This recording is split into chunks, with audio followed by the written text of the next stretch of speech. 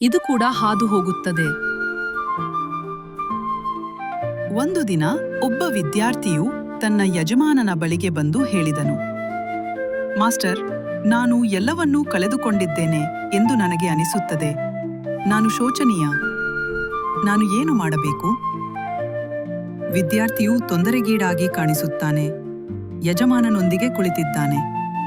ಯಜಮಾನನು ತನ್ನ ಬೆರಳಿನಿಂದ ಉಂಗುರವನ್ನು ತೆಗೆದು ಅವನಿಗೆ ಒಪ್ಪಿಸಿದನು. ಅವರು ಹೇಳಿದರು, ಇದು ನನ್ನ ವಿಶೇಷ ಉಂಗುರ. ಒಳಗೆ ರಹಸ್ಯ ಸಂದೇಶವಿದೆ. ವಿಷಯಗಳು ಅಸಹನೀಯವೆಂದು ಭಾವಿಸಿದಾಗ ಮಾತ್ರ ಅದನ್ನು ಓದಿ.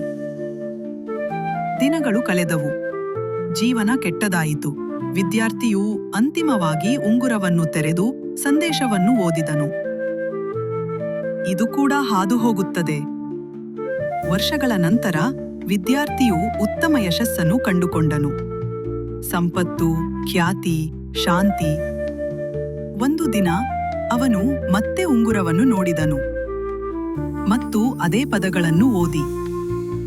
ಇದು ಕೂಡ ಹಾದು ಹೋಗುತ್ತದೆ.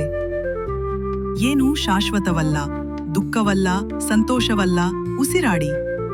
ಹಾಜರಿರಿ, ಅದು ಹಾದು ಹೋಗಲಿ. ವಾಡಿಯಾನ ಮನಜ್ಜಾಯಿಯ ವಿದ್ಯಾರ್ಥಿ ಆಗ ಬುದ್ಧಿವಂತಿಕೆ.